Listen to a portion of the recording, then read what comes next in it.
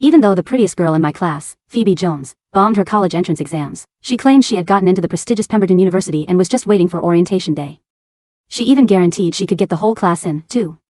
Everyone erupted in cheers, put her up on the class podium, and lined up to hand over their applications. Something did not sit right with me, so I asked a few questions. Her exclusive enrollment channel turned out to just be an AI chatbot called Babble. Babble had promised her it had reserved exclusive spots at Pemberton and guaranteed she would be registered by the start of the term. I tried to warn everyone that it was just an AI telling her what she wanted to hear, but my childhood friend was the first to jump to her defense. Maren, how could you think that about Phoebe? She's doing this for the whole class. What's your problem? My best friend added, Maren, AI is the way of the future. You can't just dismiss it because you don't get it. That was all it took to turn the whole class against me. They pushed me around until I tumbled down the stairs, cracked my head open, and died on the spot. When I opened my eyes, I was back at the moment Phoebe announced she had gotten into Pemberton. I could not save people who were hellbent on their own destruction, so this time, I wished them nothing but the best. The splitting pain in the back of my skull still seemed to linger at every nerve ending. I snapped my eyes open and gasped for air. The classroom was drowning in cheers. Phoebe, that's insane. You barely passed your exams and still got into Pemberton. You're literally our savior. Only the prettiest girl in class could have such an exclusive insider connection like that. Please, please, please take me with you. I want to get into Pemberton too. I sat drenched in cold sweat, staring at the scene unfolding before me, familiar yet completely absurd. Phoebe Jones, a girl who could not even solve a quadratic equation on her best day, held up her brand new iPhone from the classroom podium with a look of smug triumph plastered across her face. On the screen was an AI chatbot interface. I had returned to the past, 2 hours before my death. Line up, everyone. One at a time. Phoebe basked in the adoration, her voice dripping with sweetness. I paid top dollar to unlock Babble's premium tier. It already guaranteed me that all you have to do is send it your ID number, and it'll lock in an exclusive enrollment spot at Pemberton for you. A handful of students who actually had decent grades held on to a shred of sense and spoke up cautiously. Phoebe, is an AI really reliable? What if it doesn't go through? These are our real exams we're talking about. My childhood friend, Gavin Holt, jumped in like a guard dog let off its leash the moment someone dared question the girl he worshipped. What do you people know? It's literally called artificial intelligence. It's the way of the future. Phoebe's being generous enough to share something this valuable with all of you, yet you have the nerve to doubt her? Phoebe's eyes reddened with a wounded look, and she tapped her phone with a pout. Fine. If you don't believe me, I'll just ask Babble myself. Babble replied within seconds, a wall of text filling the screen. Phoebe hit the text-to-speech button, and a robotic female voice echoed through the silent classroom. Dear user, please rest assured. This system has gained full access to Pemberton University's internal admissions network. Should you fail to enroll as scheduled, our company will compensate you $5 million in emotional damages. We have a top-tier team of hackers working to ensure your success. The classroom erupted the moment they heard $5 million. Holy crap. $5 million. So even if I don't get into Pemberton, I'll walk away with $5 million? That's a win-win situation. Phoebe, sign me up. I don't even care about getting in. I just want the $5 million. Exactly. Even if I don't get in, $5 million would have me set for life. Looking at the frenzy that had consumed my classmates, all I felt was the absurdity of it all. Babble had merely generated a meaningless block of text, yet an entire class of high school seniors believed it wholeheartedly. When the excitement hit its peak, Gavin jumped onto the podium. Eager to show off in front of Phoebe, he shouted out a suggestion so reckless that it bordered on deranged. Listen up. Since Phoebe's already used AI to lock in our spots at Pemberton, that official government application portal is completely useless to us now. So, to prove we trust Phoebe, and to celebrate the fact that our entire class is about to walk through Pemberton's gates together, I say we do this.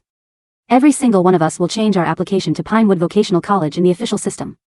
The classroom went dead silent for a second. The official system was serious business. Once a selection was changed, there was no taking it back. Phoebe saw the room's hesitation and immediately typed a question into the chatbot. A few seconds later, she held up her phone and yelled, Babble says it doesn't matter what you put in the official system. It won't affect their backdoor operation at all. In fact, the worse your choice looks, the better. It's a smokescreen, so Babble can work its magic without drawing attention. Between Babble's expert confirmation and Gavin fanning the flames, the last shred of reason in the room disappeared. Let's do it. I'm with Gavin. Yeah. We're basically already Pemberton students. What's wrong with sticking a vocational school in the system just to mess with it? This is incredible. Imagine showing up to Pemberton on the first day with vocational school paperwork. Everyone's jaws will hit the floor. This is our graduation blowout. One by one, the students pulled out their phones, logged into the official application portal, and deleted their first and second choice universities without a moment's hesitation. Every last option was replaced with the lowest tier diploma mill they could find. I stood quietly in the corner, watching them howl with laughter as they hit the submit button. It was like watching a circus act performed by people who did not know they were the joke. They had destroyed 12 years of hard work with their own hands and still thought they were rebels, breaking the system. Out of the 43 students in the class, 42 had already changed their applications. Every pair of eyes in the room landed on me, the only one who had not. I slung my bag over my shoulder and headed for the door. I wanted out of this asylum. Stop right there. Gavin lunged forward in a single stride and planted himself in the doorway. A few boys fell in behind him and boxed me into the corner against the wall. Maren, where do you think you're going? The whole class has already changed theirs. Do you think you're special? His eyes were vicious, the exact same look he wore in my last life when he shoved me down the stairs. We're a team. If you don't change your application to a vocational school today, you're not walking out of this classroom. Phoebe strolled over in her little white sneakers and looked down at me, her tone dripping with condescending generosity. Maren, I know you care about your pride. Are you scared I won't use Babble to submit your enrollment? Is that why you're clinging to your official application? If you change your selection to a vocational school right now, in front of everyone, I'll do you the enormous favor of putting in your Pemberton application too. We're classmates. Of course I'd bring you along for the ride. The rest of the class immediately chimed in. Seriously, Maren, don't be ungrateful. Phoebe's being this generous, yet you're still making a fuss? If you don't change it, that means you don't trust Phoebe, and that makes you a traitor to this whole class. My so-called best friend, Kira Beckett, sidled over, putting on her best show of concern. Maren, just hand over your login and password. Gavin's only doing this for class unity. If you're the odd one out now, how are you gonna fit in with everyone once we're at Pemberton? I looked at the mob closing in on me and took a deep breath. If I pushed back now, I was sure what had happened in my last life would happen again. This time around, I did not just want to watch them crash and burn. I needed to keep myself safe while it happened. Besides, none of them knew that students on national scholarships had their records handled outside of the regular application system. As the gold medalist in this year's National Physics Olympiad, I had been personally selected by Pemberton's dean for guaranteed admission. My file had been pulled into Pemberton's system long ago. Even if I put Cloverfield Community College in the portal, my records were already sitting safe and sound in Pemberton's admissions office. I put on my best frightened look, bit my lip, and let a flicker of surrender cross my face. Fine, I'll change it. But I can't bring myself to do it. Gavin, you do it for me. I gave him my username and password. Gavin let out a smug, triumphant scoff, as though he had just won the war. He immediately logged into my account and deleted every top-tier university I had listed as the entire class watched. He hammered in the diploma mill's name with obvious glee and slammed that submit button. Done. He held up the phone for the whole class to see. The classroom exploded into thunderous cheers. Phoebe flicked her hair with a satisfied toss and typed my name into the chatbot. There, Maren. Babble has already replied. Your Pemberton spot is locked in. Make sure you thank me properly when the semester starts. I looked at the staggering stupidity on Phoebe's face and smiled with a nod. Of course. When the semester starts, I will definitely thank you properly. I walked out of the classroom with my bag slung over my shoulder. Behind me, I could hear them making plans to go out and celebrate all night. I looked up at the blinding sun and felt lighter than I had in a long time. I wanted them to go ahead and celebrate, to let it all out. The higher they flew, the harder they would break when they fell. The long, sweltering summer passed in a haze of manic excitement for the rest of the class. The group chat blew up every single day, hundreds of unread messages piling up without end. Phoebe ruled the chat like she had crowned herself queen. Phoebe, has everyone bought their Pemberton Spirit shirts yet? I've already got mine. We're all wearing them when we show up to Pemberton on our first day. Gavin, got mine. Whatever Phoebe wears, I wear. I can't wait to see the look on the Pemberton security guards' faces when 43 of us show up at once. Kira, I'm so excited. Oh, by the way, did everyone get the acceptance letter from that vocational college? I'm dying of laughter. They actually mailed it to me.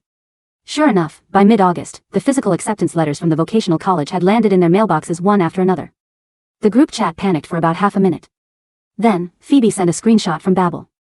In the screenshot, Babble was spouting its usual nonsense with perfect confidence. Babble, dear user, receiving the vocational college acceptance letter is a standard part of the operations protocol. Please do not be alarmed. Your internal Pemberton student file has been fully registered. Simply present your ID at the Pemberton freshman check-in desk on September 1st. With Babble's stamp of approval, the class threw caution to the wind entirely. They ripped up their vocational college acceptance letters, burned them, and even filmed themselves doing it for social media. Meanwhile, I had quietly signed my own acceptance letter at the beginning of August. It was an exclusive guaranteed admission letter, personally signed by Pemberton's dean. I locked it away in my desk drawer and waited in silence for the first day of the semester to arrive. Soon, September 1st arrived. It was the perfect day for a reality check. Autumn had settled over the city with crisp, clear skies. The towering gates of Pemberton University buzzed with activity as freshmen and their parents flooded in from every direction. I was wheeling my suitcase toward the main plaza when I spotted a scene that stopped me in my tracks. All 42 of them were there, decked out in cheap knockoff Pemberton t-shirts they had bulk ordered online, crowding the entrance to the freshman check-in lane in one enormous herd. Phoebe stood at the front, face flushed red, in a heated argument with the security guards and the orientation volunteers. Can you even use the system? I told you, we were approved through an internal channel. All we have to do is scan our IDs, and we're in. She stomped her foot and slammed her ID card on the table. The volunteer manning the verification desk, a senior student drenched in sweat, held on to his patience and tried to explain. Look, I've scanned you through the system 3 times already. Your names aren't in there. And you don't even have acceptance letters. There's nothing I can do. Acceptance letters don't mean **T. Those are for regular people. Gavin shoved the volunteer aside and jabbed a finger at the security guard's face. Is your system broken? Get the head of admissions out here right now. If you stop 42 geniuses from enrolling, can you handle the consequences? The guard looked at them like they had lost their minds and let out a dry laugh. Geniuses? I've been working security here for over 10 years, and I've never seen a genius show up without an acceptance letter. What school are you people actually from? Stop causing trouble. Phoebe panicked and whipped out her phone. She pulled up Babble and shoved the chat history in the guard's face. Open your eyes and read. Babble already said our enrollment records have been set up. This is the AI that submitted our applications. Are you saying it doesn't count? The guard squinted at the screen. He blinked once, then burst into loud, unrestrained laughter. Oh, my God. Did you kids fry your brains by doom-scrolling too much? He pointed at the phone screen, not even trying to hide his amusement. An AI submitted your applications? Then have your AI print you a diploma while it's at it. What are you doing, causing a scene at Pemberton's front gate? Get out of here before I call the police. The freshmen and parents waiting in line had gathered around by now, pointing and whispering, laughter rippling through the crowd. What kind of world do we live in? Someone shows up with a chatbot screenshot and expects to get into Pemberton. They probably bombed their exams and lost it completely. That's actually kind of sad. The color drained from all 42 of their faces at once. Kira tugged at the hem of Phoebe's shirt, panic creeping into her voice. Phoebe, what's going on? Babble said the plan was foolproof. Phoebe bit down hard on her lip. Tears pooled in her eyes, but she was still clinging to the last thread of hope. That's impossible. Babble wouldn't lie to me. It said we were in, so we're in. That was when Gavin caught sight of me out of the corner of his eye, standing at the edge of the crowd, watching it all unfold in silence.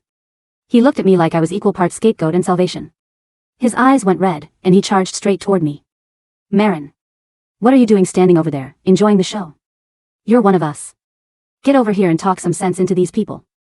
He grabbed my suitcase handle and shouted in my face. I brushed his hand away and let the faintest smirk settle at the corner of my mouth. Talk sense into them about what?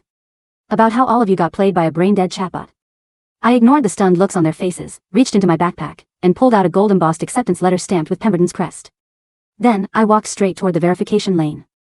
The silence that followed my movement was heavy, almost suffocating.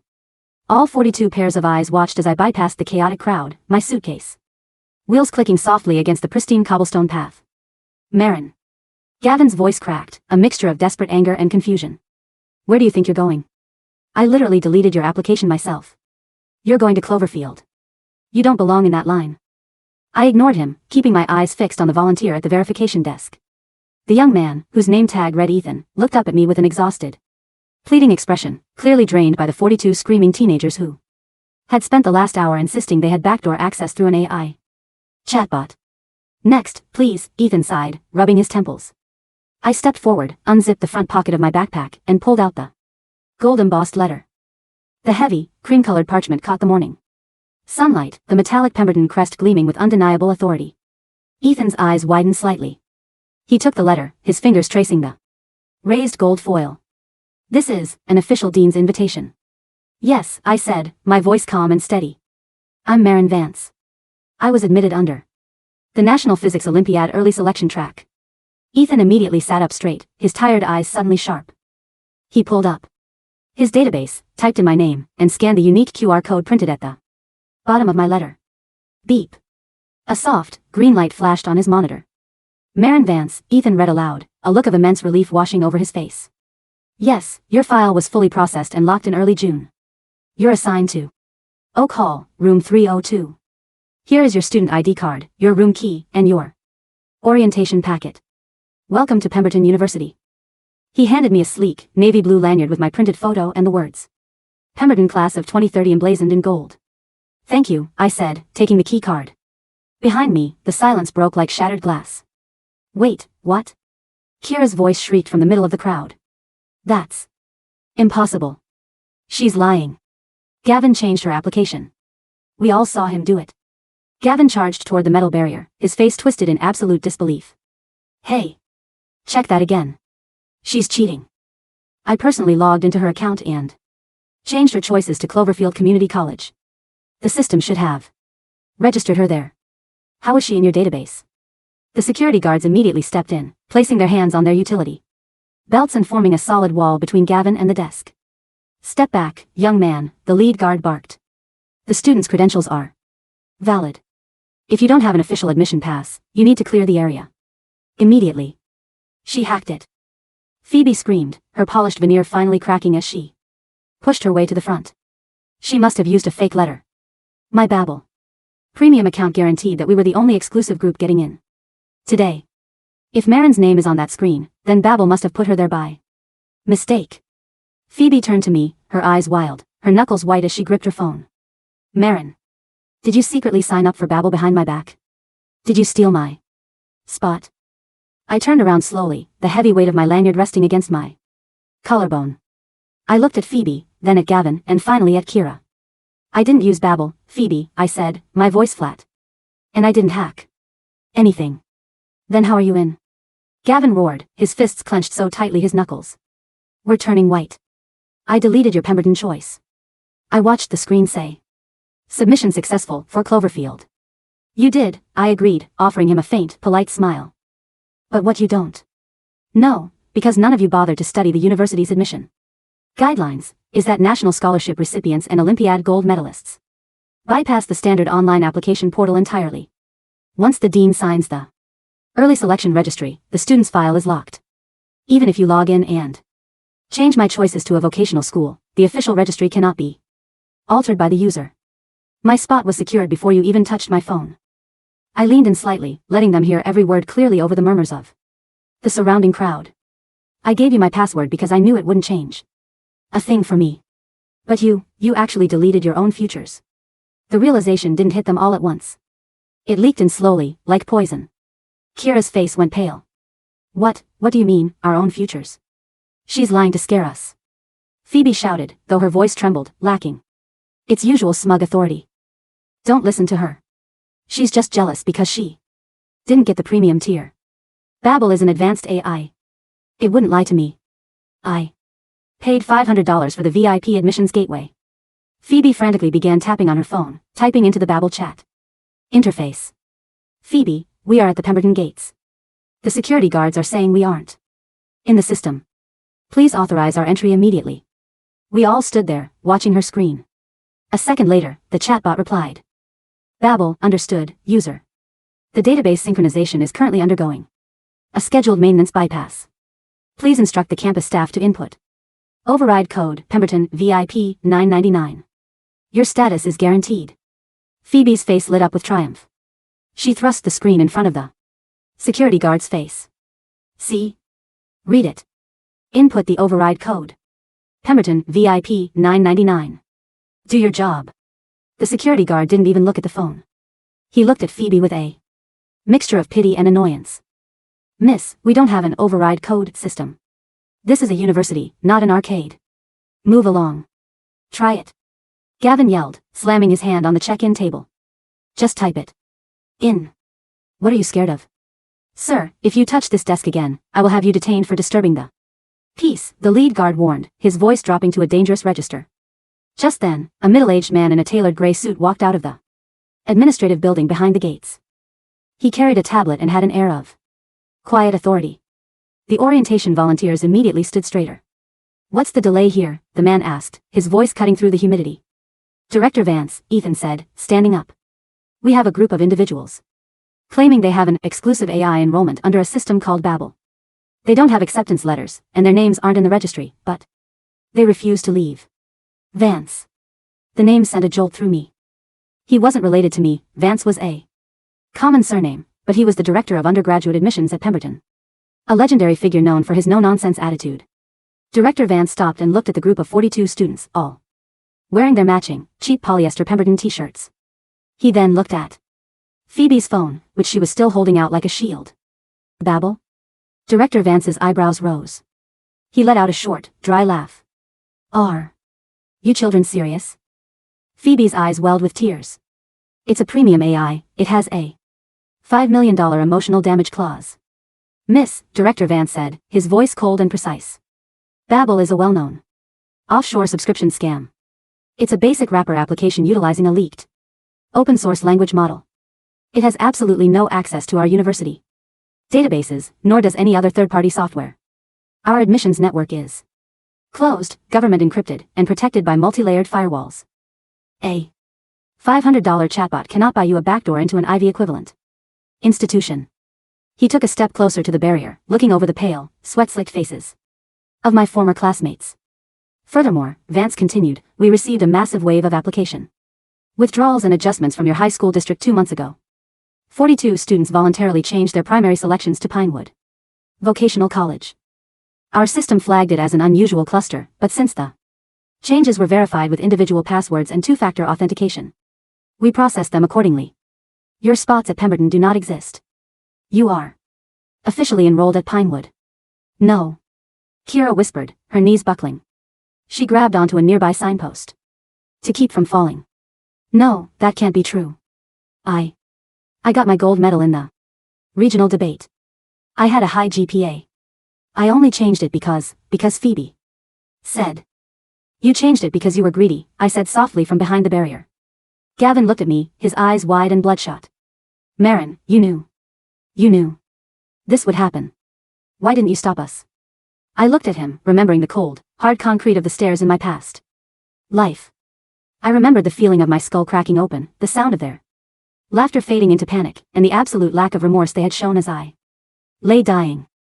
I tried to tell you, Gavin, I said, my voice barely above a whisper, yet carrying perfectly in the quiet plaza. On the day Phoebe announced it, I told you it was just a chatbot telling her what she wanted to hear. Do you remember what you said to me? Gavin's mouth hung open, but no sound came out. You told me I was jealous, I continued. You told me I didn't understand the future. You and the rest of the class pushed me, threatened me, and forced me to hand over my password. You wanted this future. Now, you have it. The security guards did not waste any more time.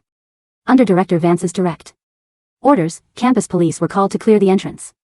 The 42 students were escorted away from the gates of Pemberton. They didn't leave the area immediately. Instead, they huddled under the shade of a massive oak tree just outside the campus perimeter, their matching t-shirts now soaked in sweat, making them look incredibly foolish. Phoebe, do something. One of the boys, a former varsity athlete named Marcus, demanded. My dad paid for my apartment lease down the street. He thinks I'm starting classes today. If I tell him I'm registered at a vocational school, he'll cut me off completely. I'm messaging support, Phoebe stammered, her fingers shaking so violently she could barely type. Phoebe, I need a representative. This is urgent. We are being denied entry. Execute the compensation clause immediately. We want the $5 million. The screen loaded for a long, agonizing minute. Then, a bubble popped up. Babble, dear user, to unlock the legal defense and compensation protocol, please upgrade to our Diamond Elite tier for an additional registration fee of $1,200. This will authorize our legal team to file a claim against Pemberton University on your behalf. $1,200? Kira gasped, looking over Phoebe's shoulder. Phoebe, don't do it. It's asking for more money. But the $5 million. Phoebe cried, her face completely ruined by running mascara. If I don't pay it, we won't get the money. It's just $1,200. If we split it, it's only $30 each. Are you insane? Marcus yelled, grabbing his own hair. It's a scam. The director literally just told us it's an offshore scam. My God, Phoebe, we deleted our real college applications for this. No, it's not a scam. It can't be. Phoebe screamed, her voice reaching a hysterical pitch. If it's a scam, then what am I? I'm the prettiest girl in the school. I'm supposed to go to Pemberton. I'm not going to a trashy vocational school where they train people to fix air conditioners. Hey, Gavin said, his voice trembling as he pulled out his own phone. Look at this. He held up his screen. He had logged into the official state enrollment portal. Under his profile, there was a red notification banner. Status, enrolled. Institution, Pinewood Vocational College, Automotive Technology Program. Note, term starts September 1st, today.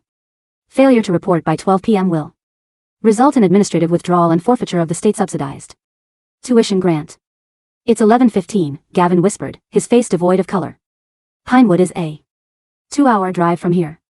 If we don't show up today, we don't even have a vocational school to go to. We'll have nothing. A blank year. And our acceptance letters. Kira choked out a sob. We burned them. Remember? We posted the videos on TikTok. The school administration saw them. They posted a comment saying they were disappointed in our conduct. The reality of what they had done finally settled over them like ash. 12 years of early mornings, late-night cram sessions, parental expectations, and dreams of a bright future, all reduced to ashes in a single afternoon because they preferred a sweet lie from an AI over a hard truth from a classmate. Maren.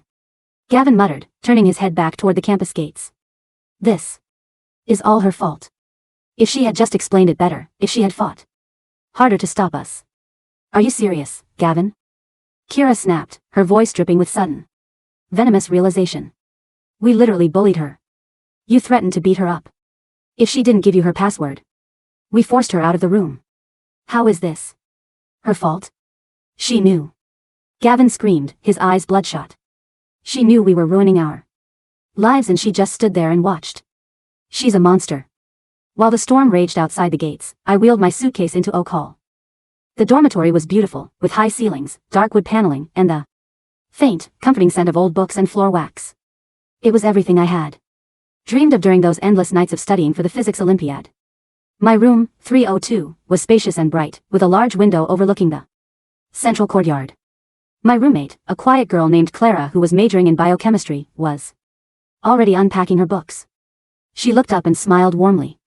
Hi, I'm Clara, she said, extending a hand. You must be Maren. The Olympiad gold medalist? Yes, I said, shaking her hand. Nice to meet you. The department head was talking about you during the early arrival seminar. Clara said, her eyes shining with genuine admiration. He said your paper on quantum anomalies was incredible. I'm so glad we're roommates.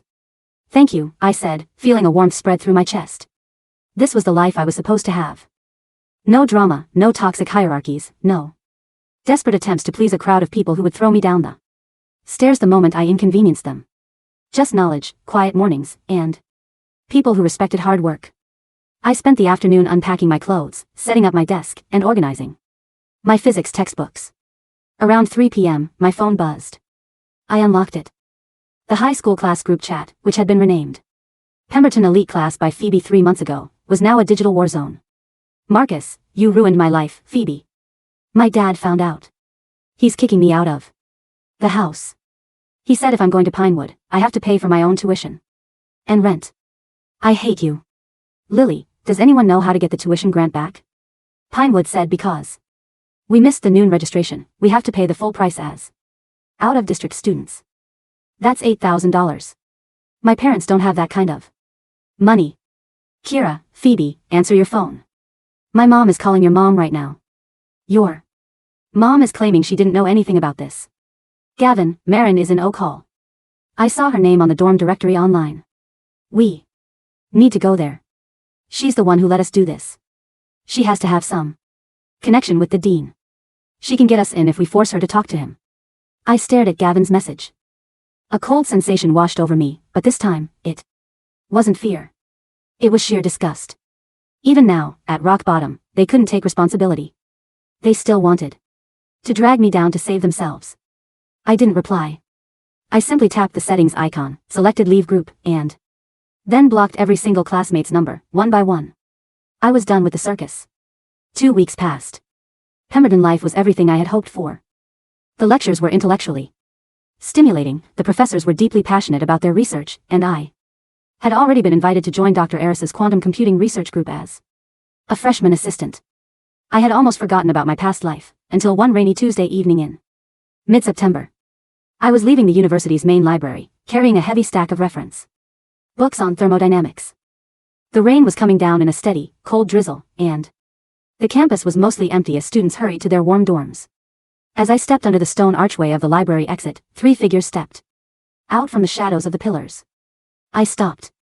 Even in the dim light of the street lamps, I recognized them instantly.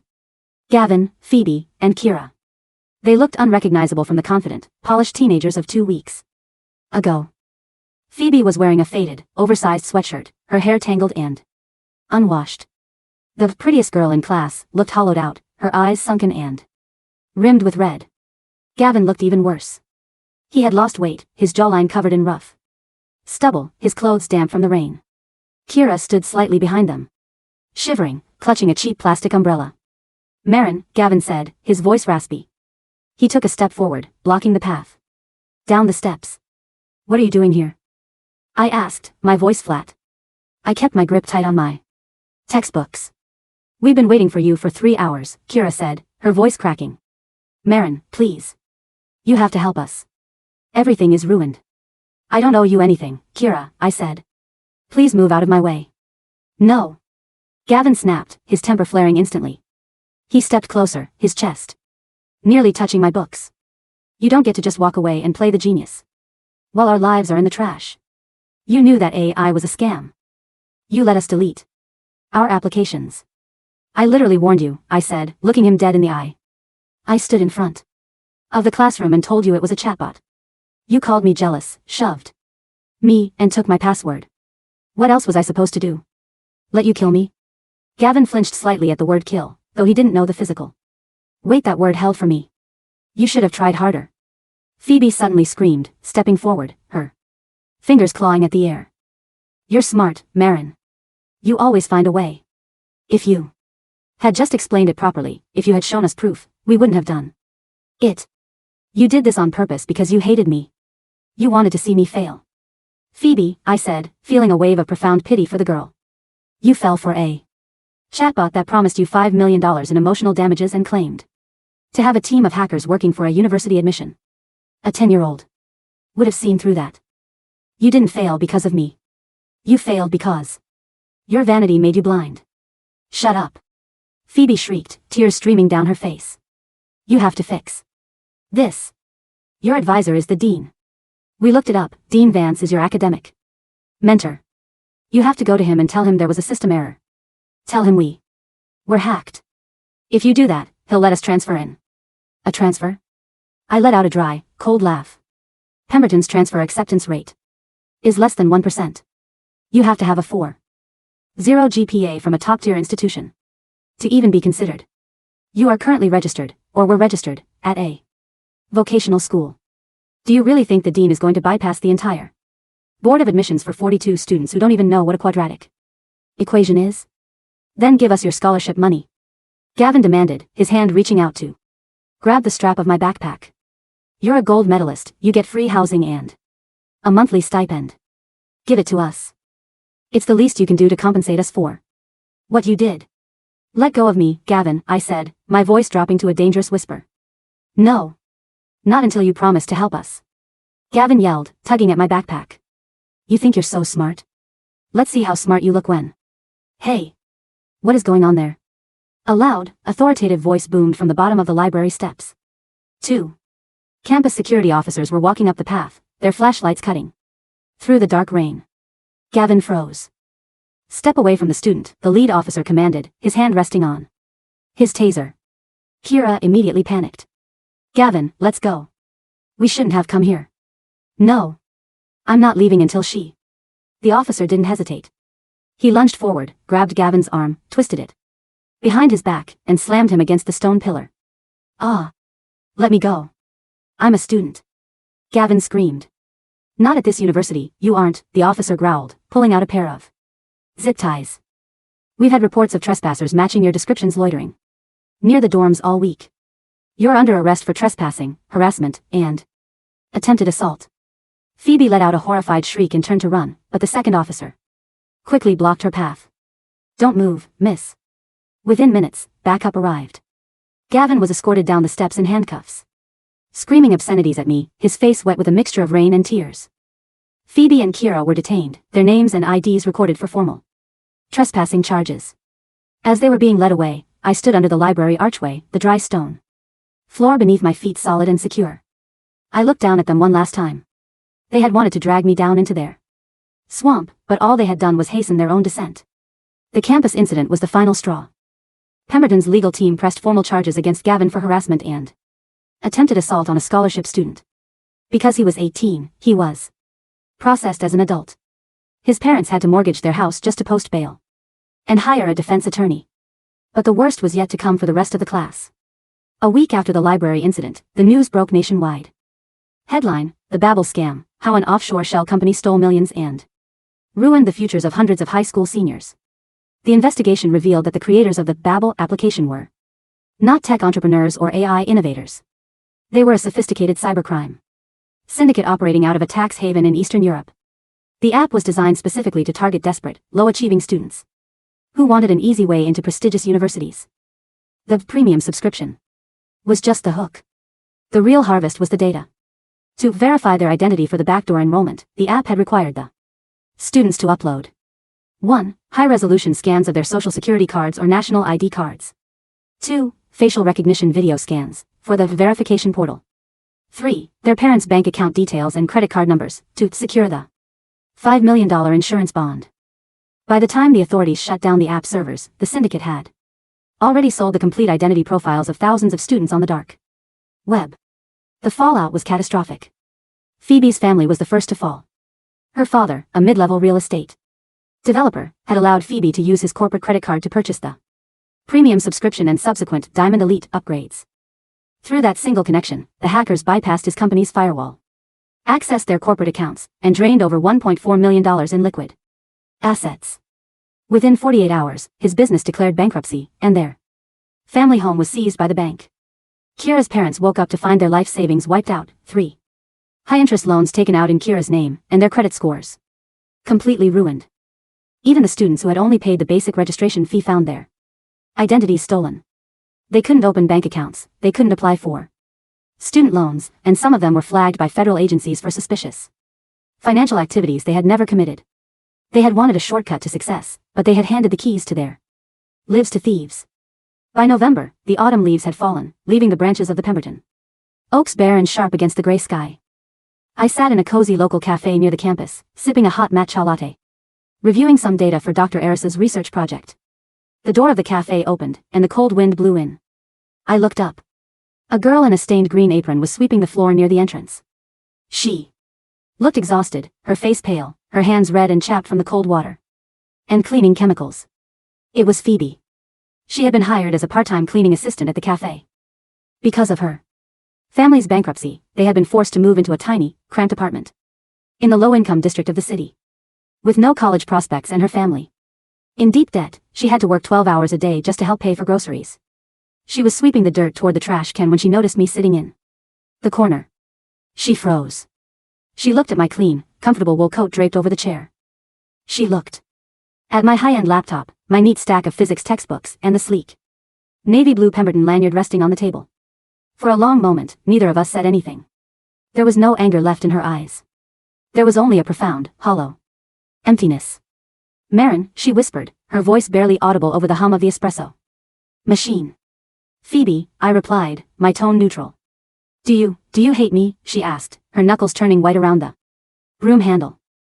I looked at her, and I realized that I didn't feel any hatred at all. The anger that had fueled me when I first woke up in the past had burned itself out, replaced by a quiet, solid peace. No, Phoebe, I said, closing my laptop. I don't hate you. I don't think about you at all.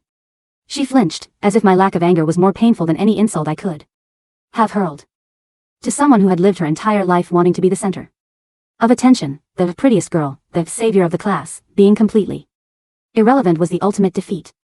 Gavin's trial is next week, she said, her voice shaking. He's going to plead guilty to the trespassing and harassment charges to avoid jail time. But he'll have a permanent criminal record.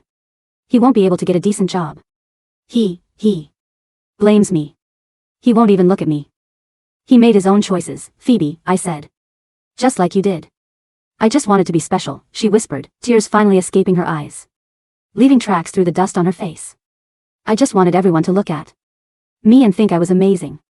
Why did it have to end like this? Because you wanted the reward without the work, I said, picking up my books and putting them in my bag. You wanted a machine to solve your life for you. And you treated the people who tried to tell you the truth like enemies.